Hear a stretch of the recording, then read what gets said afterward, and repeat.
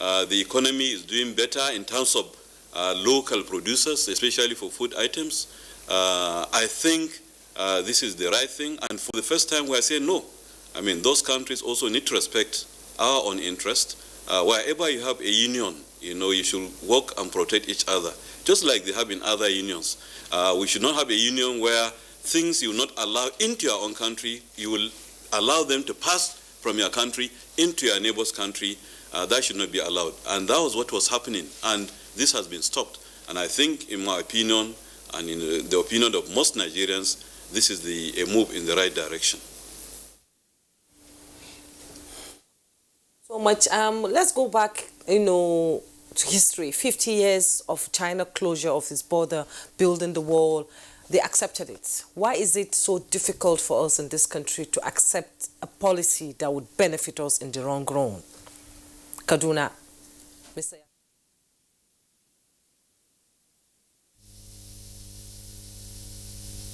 Like you said, China closed their country when they wanted to develop for 40 years, actually.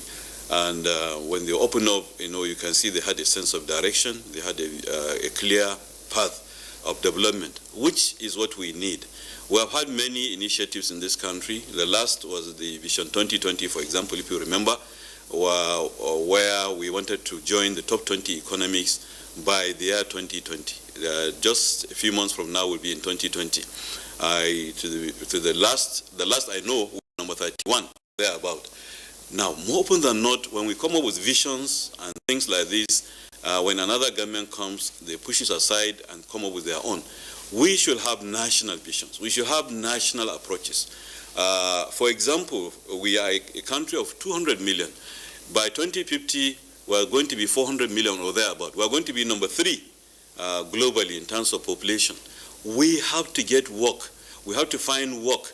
We have to train our people so that they have the skills and capacity to actually produce and even sell and then sustain themselves. If we depend or we make our economy to just depend on influx of all sorts of products from our borders, then we'll not get it. So what we need as a nation, what we need as a country, is we need to have national visions which will subscribe to, regardless of our political or whatever leanings. I think that is what we need to do. We need to understand there are certain things that are of national interest. That has been stated by one of the speakers earlier. For so long now, we have not had any major attack, of terrorists in any of the northern states that we used to have. Maybe because weapons are not coming in as they used to. Now, that is very important. So as a nation, we need to move along this. We need to understand we need to be more productive. We need to get our people to work. We need to get our youth, the teeming population of youth, to be employed, either through formal or informal sources. We need to protect the interests of majority of Nigerians rather than a few that probably are thriving by all these cross-border activities. National interest is more important than any interest. Dr. Yushua Ango, thank you very much from our Kaduna Network Center. We'll return to you. Let's go back to Lagos. They were on the screen a while ago, Muda Yusuf and Tony Nwabonuke. My question first is going to Muda Yusuf. Muda Yusuf of SCCI, you talked about the number of issues in terms of the hurt that the Nigerian economy is feeling on account of the partial land border closure, namely small business operators and border communities and so on and so forth. But I would like you to also now respond more specifically to some of the points raised by the other speakers, other guests on the program. For instance, look, if Nigeria said we want to raise and ramp up the growth of our CTG, that is the cotton, textile and garment industry, Kaduna has been paralyzed for several decades now. And yet, from what we have seen, the route of the importation of second-hand clothing from Cotonou straight up to Niger Republic and then back into the country, those that are coming in from Cotonou are coming in from the western axis. The northern axis is also perforated. And then you have all kinds of items in Nigeria. Plus, the extension now of activities within 20 kilometers, no fuel supply to those filling stations. And I'm sure you have seen those reports regularly yourself. of all kinds of containers being used to take out fuel refined petroleum products from Nigeria to neighboring countries. NNPC has indicated that the fuel consumption level has dropped officially on account of this border closure. What's your response to all of these developments? First, let me say that on the issue of security, I may not be able to interrogate this policy that much because the security agencies are better positioned to know what kind of policy will serve our interest the most. So I may not be able to discuss too much on issues of security. If you have to take this decision for reasons of security, so be it.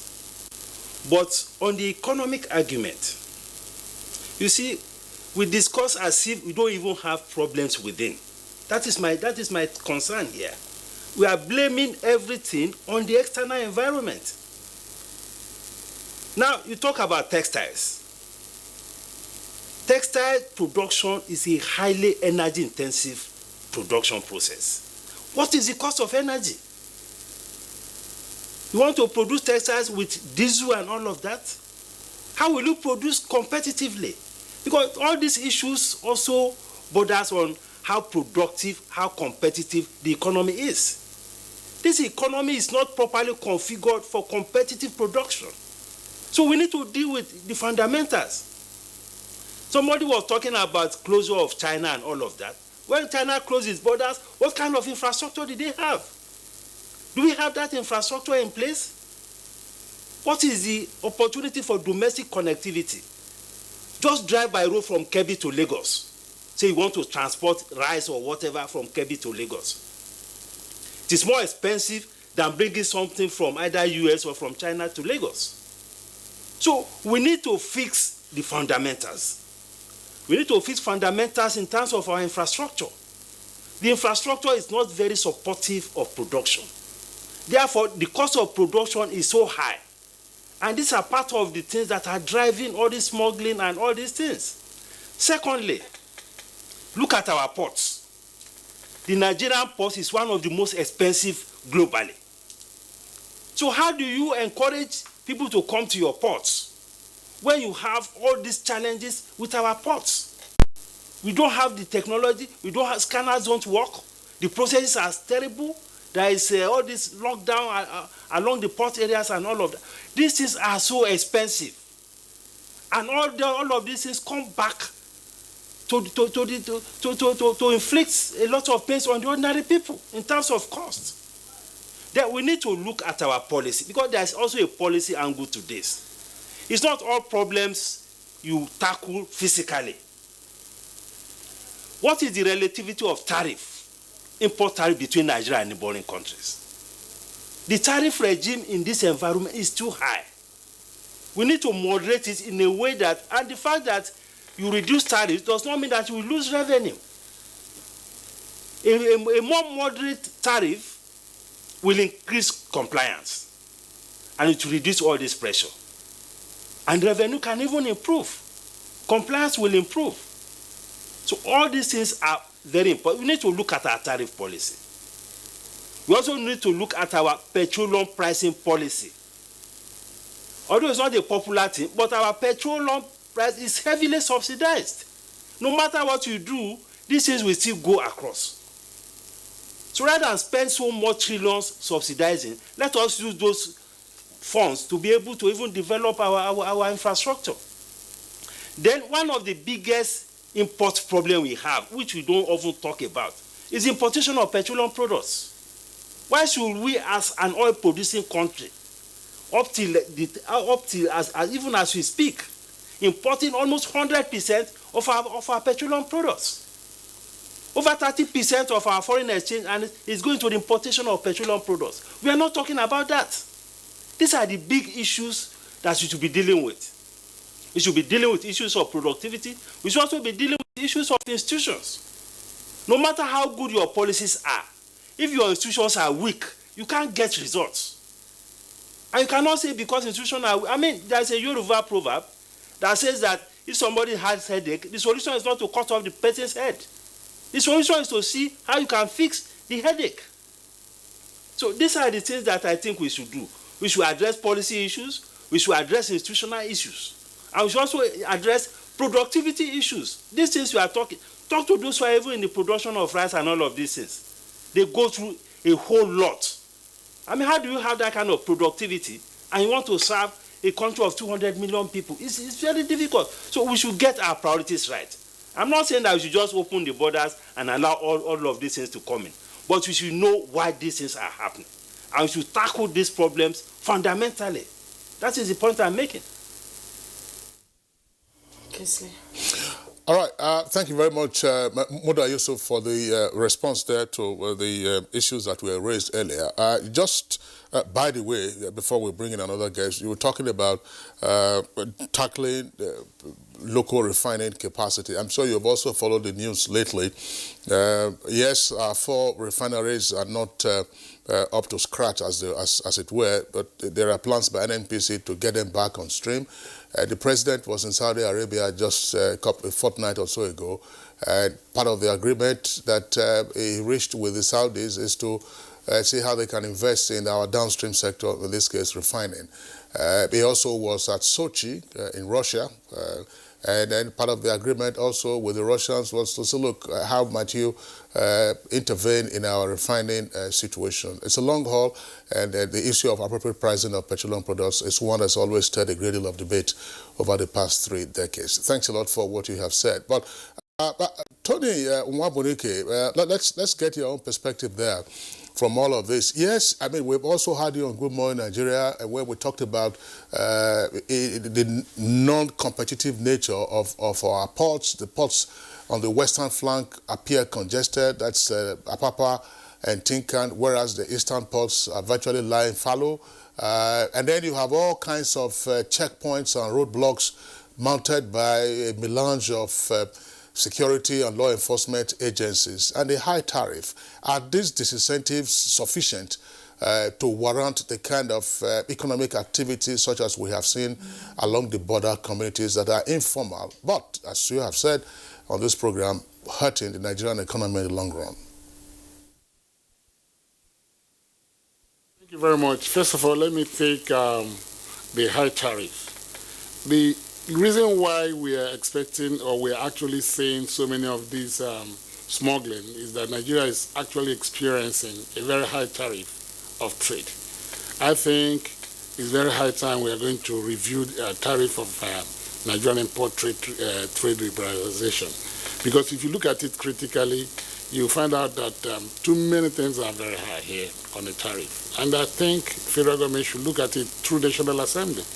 Then again, I have to tell you that all the ports are congested, not just because of Lagos ports seriously are congested, not just because of seriously high turnaround, but many of the consignments are not being taken out from the ports. I'll give you an example. All the shipping companies, all the terminal operators are just being lost over themselves. Nobody is regulating them, nobody is actually listening to us. And the problems are there. 1 month, 2 months, you have not access to your containers. You can't even take delivery of consignments. All the government agencies are doing whatever they want to do in the ports. And the most effective one is the roads are very bad. Even today, you can experience that getting to port from any angle of Lagos is very difficult. It takes you from Lagos Island to Apapa Seaport 3-4 hours to access the port. We are not talking about even the containerized goods. The trucks are very bad. The roads are extremely not too good. The presidential task force on gridlocks are actually helpless. The relationship between the truckers and the task force and the freight forwarders are extremely on the lowest level. So accessing your container in the port is the biggest problem. The shipping companies are just there milking Nigerians through demurrages, charges, and all the rest of them. And nobody is talking about it. Then the terminal operators are just doing whatever they want to do because NPA actually concessionalized the whole place without even leaving one single terminal for themselves. And no holding day even for examinations. So many shipping companies need to be reviewed and actually sent back to their various countries. Then again, ports in the eastern Nigeria, One seaport is congested, I will tell you, because of the high turnaround consignments there. Then One Area 1 seaport in Port Harcourt is actually coming on board. But Warri Seaport is lying fallow. We have Calabar, which just took 4 containers from Heblock, one of the shipping companies, just a few months ago. So we need to decentralize the port. We need to do a whole lot of sanitization, as it were, on Nigerian government agencies that are working in the ports. They are now taking the laws into their hands, and they need to be checkmated. All of them, no exceptional. That's quite interesting. Back here in the studio, Mr. Okowa, you've heard what they've said, and I've seen you shaking your head. What's your comment on the tariff issue? I think we need to correct this impression. Nothing concerns tariff on this matter. Listen, ECOWAS has a common external tariff, and therefore every tariff is the same across the 15-member countries. So you don't have any tariff differentiation. Secondly, the tariff system in ECOWAS is 0, 5, 10, 20, and 35. And the HS code is the same. So nobody should come with this. Now, what is actually the problem is the refusal or the unscrupulous nature and character of some countries being used as a conduit. Now, ECOWAS provides, the protocol provides that once goods bought in one country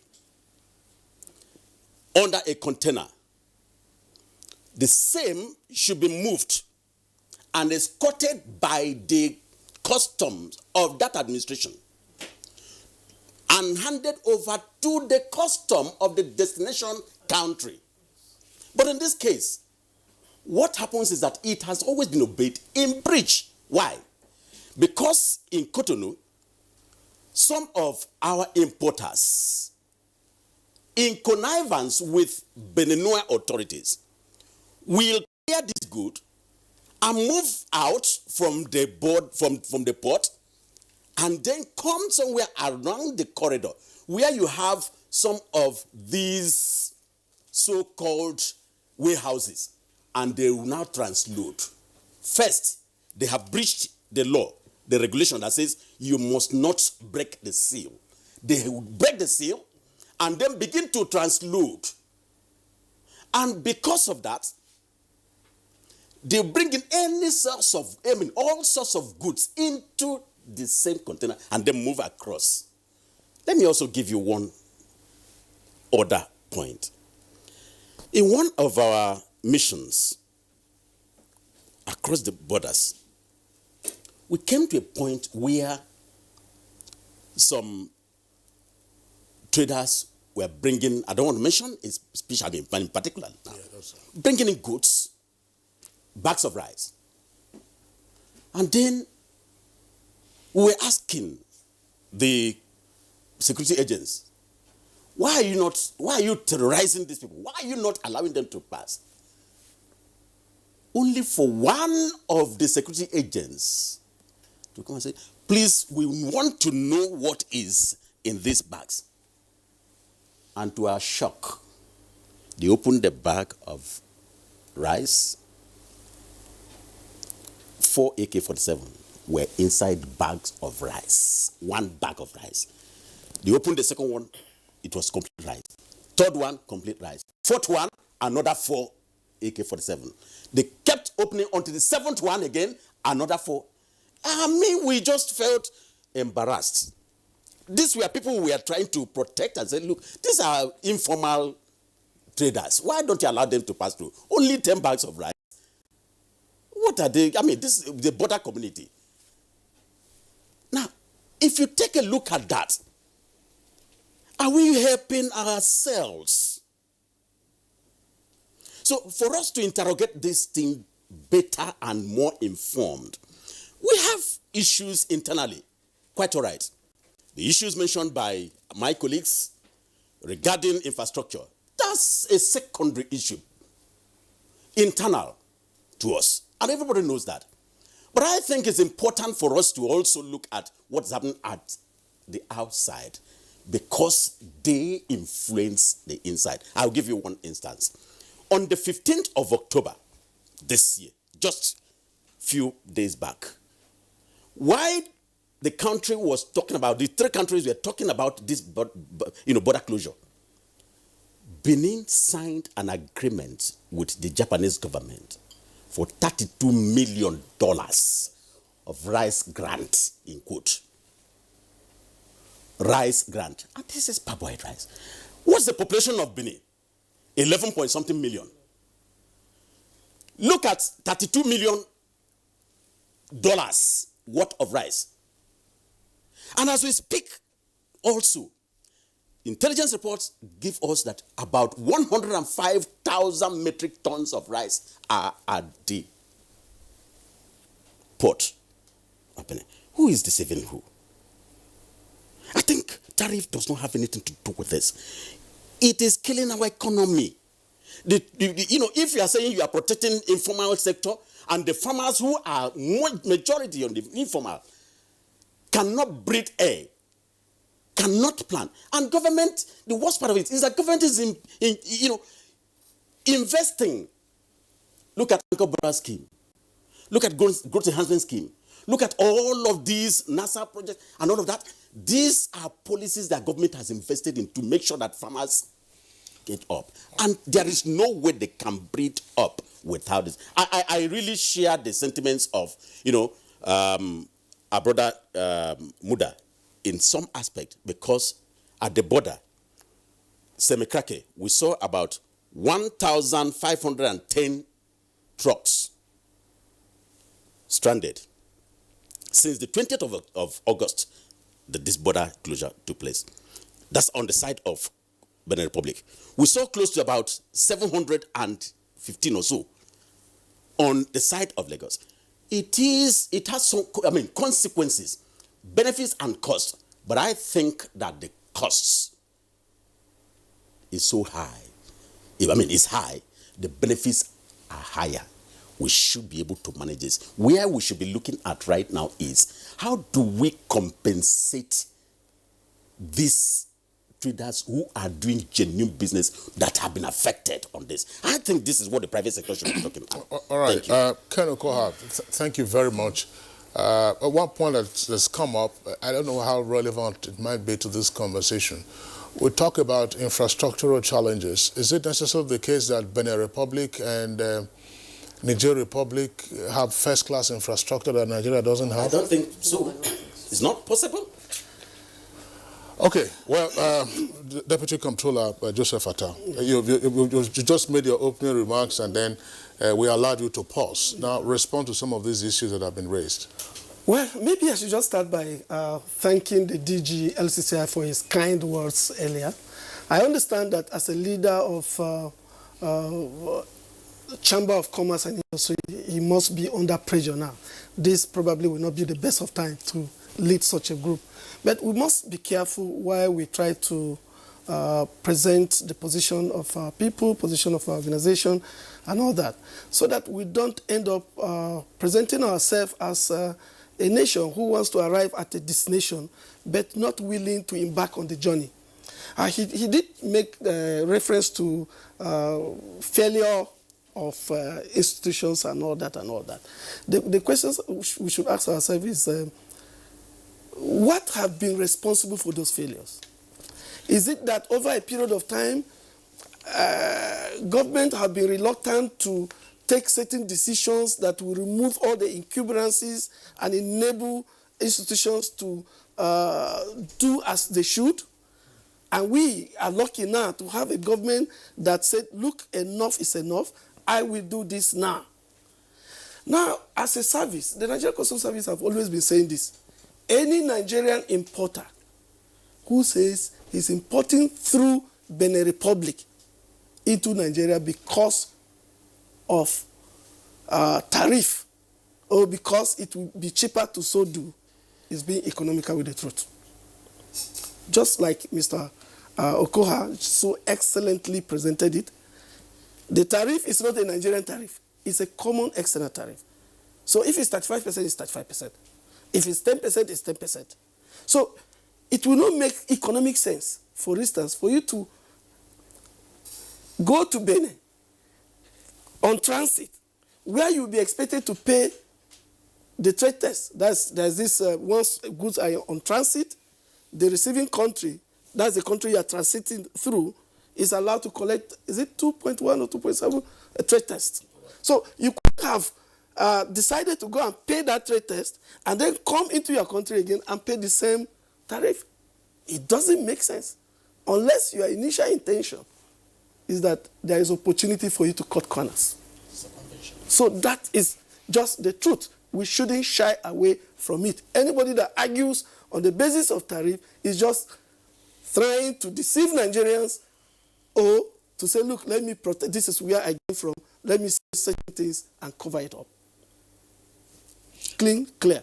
So this border closure is dealing with those issues that have over the years presented institutions as having failed in the eye of the DGLCCI. Because you cannot create a situation that makes effective management of security near impossible, and then you go and blame your security man. Remove those incumbrances. Then let him fail, and you deal with him. That's what the government is saying. So Nigerians who are desirous of a better security, who are desirous of an environment that will enable them to grow economically, are supporting this. Unless those who have consistently taken advantage of those porous situations of the past. I'm just wondering, Deputy Comptroller Joseph Atta, thanks a lot for your response. Now, assuming, for the purposes of this conversation, the Nigerian government through President Muhammadu Buhari were to say that today is the 12th of November, by the 13th of November 2019, our land borders now will be reopened. Are we likely to be back to the same old situation? Well, that's a good question. Hopefully, we shouldn't go back to the bad old situation. Why? Because I'm sure the government would have insisted that those conditions spelled out are complied with before the border will be open. Otherwise, all our efforts will amount to nothing. If at the end of it, our neighbors refuse to comply with these conditions, which are, one, that all goods on transit must be escorted, must not be tampered with, must be escorted in their own original form. All people entering or exiting this country must pass through approved routes with proper documentations. The warehouses along the border lines must be dismantled. And henceforth, nobody should hide under the guise of ETLS or under the guise of having a free trade zone and bring goods from third-party states and bring it under that cover. The government insists that there must be local content that will not be below 30%.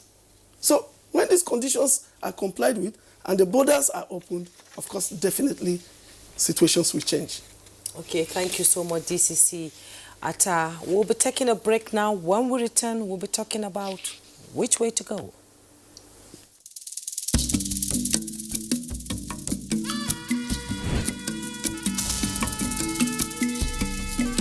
Meet the dreamer. Meet the stylish. Meet the bold.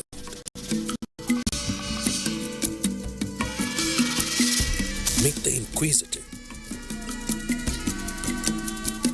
Meet the warrior. Meet the master.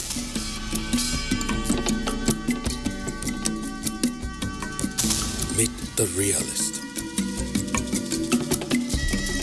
The challenge is coming.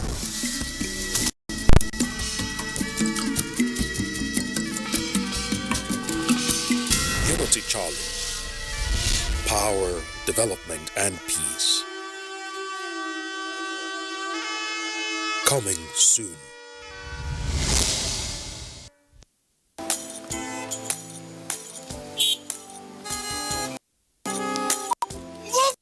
Now, the red light won't kill you. Move now. To the disobey traffic law, they cause accidents. Me, I don't talk, say, I no go dey do am again because change begins with me. Cross the other side of the road.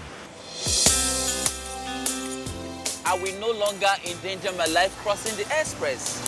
Instead, I will use the bridge because change begins with me. Oga driver, stop this bus now, won't come down. I be one carry me pass where they go. Make I dey stop anyhow for road, they cause traffic wahala and accidents. So I go dey stop for the right bus stop because change begins with me. Change begins with me. This message is brought to you by the National Orientation Agency in conjunction with the Federal Ministry of Information and Culture. All right, welcome back, and still Good Morning Nigeria live on the network service of the Nigerian Television Authority. We're here at the Abuja headquarters studios. We have a number of tweets that have come in. Juma and I will run through the tweets very quickly and then return to our guests. Meyaki Moshood tweets, border closure is a giant strike that will ultimately boost our local manufacturing and enhance our economy. We all need to applaud it. The majority of our neighbors are taking advantage of us. International legitimate business should follow the normal route and proper monitoring should be deployed in order to forestall breaches. And Leo Fadaka tweets, nothing good comes easy. Our borders should remain closed until our neighbors do the right thing. Nigeria must move away from a consumer nation to a production nation. Nothing good comes easy. Abdul tweets, now whatever anybody says about the border closure, I'm of the opinion that it's good for our economy in all ramifications. We are now benefiting from homemade rice or homegrown rice. We must start now. The government must ensure the enabling environment is competitive. And Law Alpha C tweets, but government should be able to render immediate and sustainable assistance to farmers and other local manufacturing concerns to ensure food security, particularly rice. Now, Josh tweets, I think the Nigerian government needs to fix its border control agencies. We also need to fix our basic infrastructure to enable the ease of doing business. Yes, okay. Exactly. And coming now to Ken Okoha again, I have to come on the issue of traders, who you, as a leader, protect their interest. In Ghana, we found out that almost 70 stores belonging to Nigerians have been shut down. What's happening to the trade agreement? Thank you very much. 79 shops. Yes. Specifically. Last night, I was on phone up till about 2 a.m. with a chairman in Ghana, chairman of NANS in Ghana, and they were still at the police station. The Ghana Union of Traders took up again the arms, in quote, and unilaterally went to close the shops of Nigerians in some of the districts.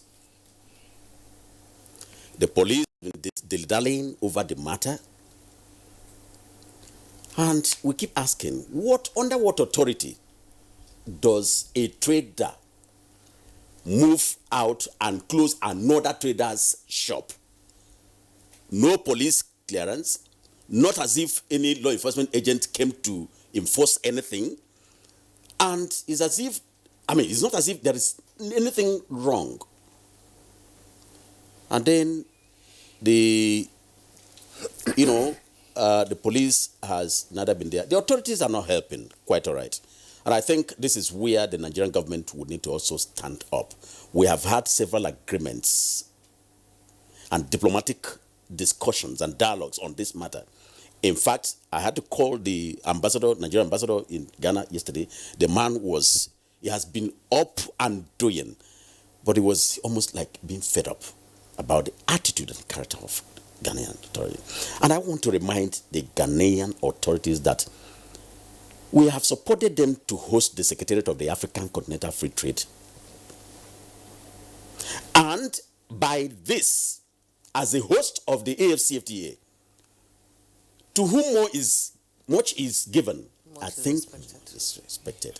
They should live up to that particular expectation. But I think we need to go beyond this. Nigeria is behaving now as a man who really wants to gather the children together. Next tomorrow, on the 14th, the Nigerian government has called a tripartite meeting. You know, it has closed the border, but it's also calling the three countries together in a meeting to be observed by ECOWAS to say, look, let us look at this again. But Kingsley, let me also remind us that all of this hue and cry now, we must recall that Nigeria has been having series of MOUs with these same countries that were unfulfilled. Specifically, on the 14th of April 2005, because of what is happening now, President Obasanjo had to close the border, and he had an agreement with Kerekou of the Republic of Benin, and an MOU was signed. Was it implemented? The answer is no. On the 2nd of May 2005, another agreement was signed. Was it implemented? The answer is no. On the 2nd of May, this same 2nd of May, another agreement was signed with the Nigerian authorities between Nigeria and Nigeria. And they shouted and said, look, we don't have the capacity to implement. Nigeria provided 10 trucks, 10 pickup trucks to them and say, use this and assist yourself in implementing the agreement. Was it implemented? The answer is no. Again, on the 12th of April in 2015, Nigeria also provided another 4 trucks to Benin Republic to man the border. You can go on and on. Thanks a lot for the insight. But I just, let's return to Deputy Controller Joseph Atta before we go back to our Kaduna studios.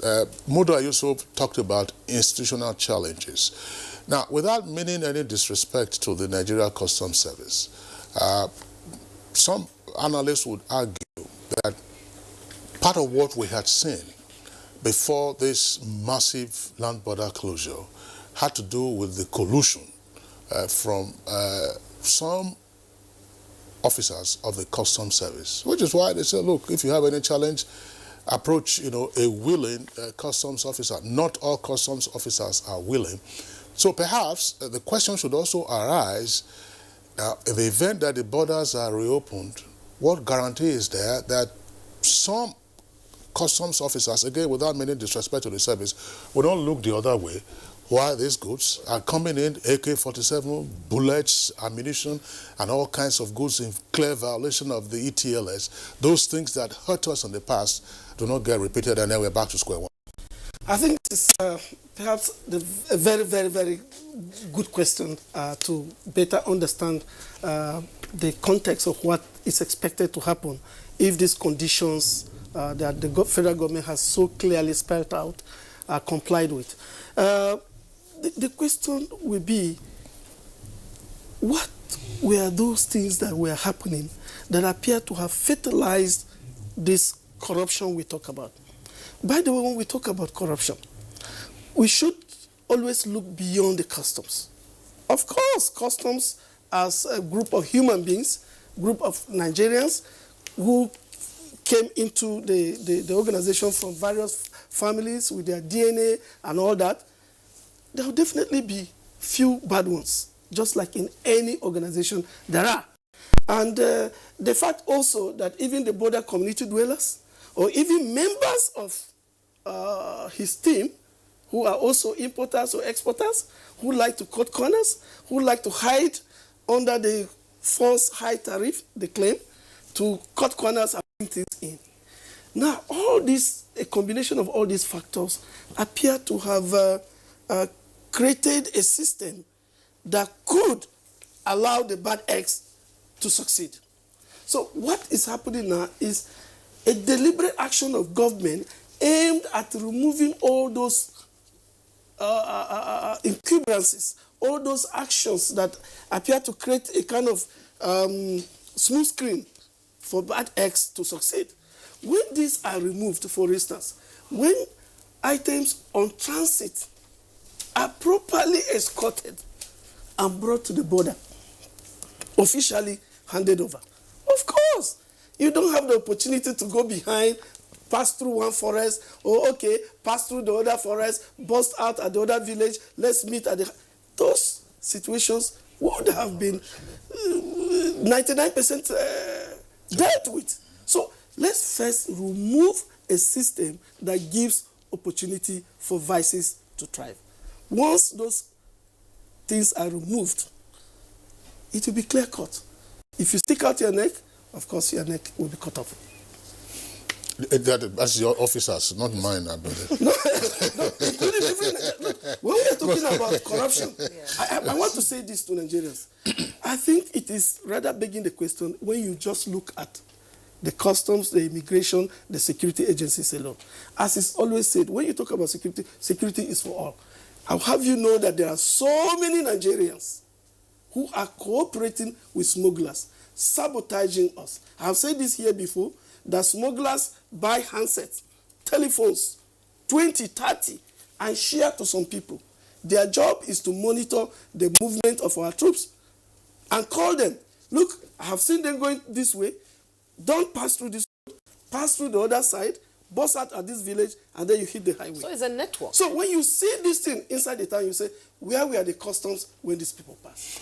Okay, well, thanks. I mean, part of what you need to do, I'm sure that your committee will be working on this, is to employ and deploy more intelligence. Of course we do. Yes, that. if those phones are in use, and there are also tracking devices. Of course, we are also tracking, yeah. Fantastic. Those are also... Okay, I said we're going to go back to our Kaduna Network Center, but there's an economic issue, that I would like, practical economic issue that I would like Tony Nwabonike to respond to in our Lagos studios. Tony Nwabonike, very quickly, how much of a challenge is it to export goods to our ECOWAS neighbors? I mean, how easy is it? Because I don't know whether the rules of shipping have changed. Sometimes in the past, if you are going to export to a West African country, your goods will have to first go to Europe before they come back, and so on and so forth. And that's why people will prefer the land borders where all kinds of things are happening. So between land transportation for export from Nigeria and transportation via the sea, what is feasible under the current circumstance, and indeed what the new order might be if the borders get reopened? Okay, thank you very much. The export is experiencing a very whole lot of problems now because, first of all, the rules are very bad. Let me use some area, axis of Benin Republic. If you get a consignment that's supposed to go to going through Benin Republic today, it's not going to take you anything less than 3-4 days to access Seme from Lagos, meaning that there is no road at all. If you to get even to Alaba is a big problem. Let me tell you that even getting a consignment from Lagos seaport to Alaba market is almost 1.3 million naira truck because the road is very bad.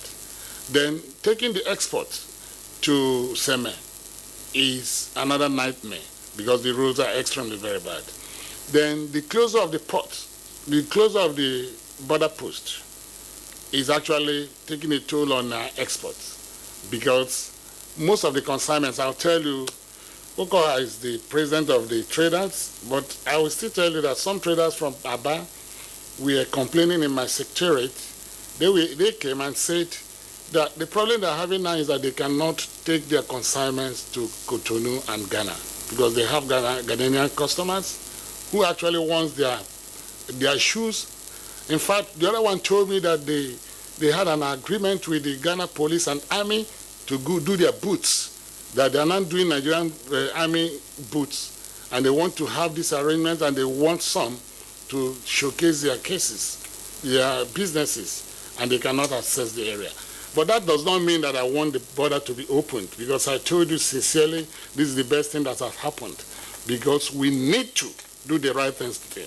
Because if you get to the border post, it's a crazy thing that the way and manner our neighboring countries are taking us for a ride is getting out of proportion. So I think we need to get ourselves settled down, get the whole thing replanned again, and make sure that we step on a very right footing. You know, the worst thing that the whole thing is all about is that they do all these things against our economy, yet they always believe that we are the criminals around it. If you get to Cotonou, if you get to Lomé, if you get to Côte d'Ivoire, they look at Nigerians as common criminals, whereas they are actually the main criminals who are actually messing up our economy. I don't want to believe that. I want us to do the things right. We must do it correct. But suffice me to say this, federal government must sit down like, I know that they're having a meeting tomorrow, sit down together, discuss issues of areas where a normal, genuine ETLS business will be carried on. Because if we do not succeed on ETLS, we may not succeed in AFTA. AFTA is the Continental Trade Agreement that actually has signed. It's a very good beginning that we are starting from this, so that they should respect the integrity of this country. It is very paramount. The export is actually experiencing a very low turnout because the borders are closed. Thank you very much. All right, thank you very much, Tony Mwaboneke. And then over to Yushua Ango in our Kaduna Network Center. I'm sure you listened to the litany of agreements recited by Ken Ukwoha, those agreements with our neighboring countries which were never faithfully implemented. Now, we also have a certain national challenge of policy inconsistency. So we do this for 3 months now. A few months down the road, everybody, there's a lot of pressure, you know, leave them, and then things collapse. What would you like to see? We have not even talked about the eastern flank, which is Cameroon, because Cameroon isn't a member of ECOWAS yet. What would you like to see done? Very quickly. Basically, what I hope is that we shouldn't rush to reopen the border without having concrete agreements this time around, without agreeing on major milestones. We have been a big brother, too much, for our neighbors. We have taken care of their interest. They have not looked at our own interest. What they have done instead is actually, like has been stated by most other speakers, is that they have actually acted in the breach. So what I want to see is concrete and clear-cut agreement that will have milestones that will be agreed to. When the PRO was talking about the agreement that we have that says that local content should be 30%, I remember seeing somewhere where South Africa was insisting, even for the AFCTA, that it should be 80%, that anything less than 80% should not be brought into them on the AFCTA. We are saying 30%, which is really, really reasonable. So what I'm saying is that basically we hope that whatever agreement we have should have milestones, that should be clear-cut ways to measure and see whether these things are being followed or not, and what will be the repercussions. We should not accept just to reopen for the sake of it. Thank you very much, Dr. Yushua Ango, Associate Professor and Dean, Postgraduate School, Kaduna State University. It's been a pleasure having you on the program. And DCC Joseph Atta, Public Relations Officer of Nigerian Customs Service. It's been a pleasure having such a robust conversation with you. And Ken Ukwoha, President, National Association of Nigerian Traders. We've had an in-depth conversation. And Iju Tony Nwabunike, President, Association of Nigerian Licensed Custom Agents. We've had a good conversation with you, and I'm sure Nigerians are really, really listening to what you have said. And still from our Lagos studio, Muda Yusuf, Director General, Lagos Chamber of Commerce and Industry. Thanks for joining us. We hope to see you again soon. We'll now take our sports update.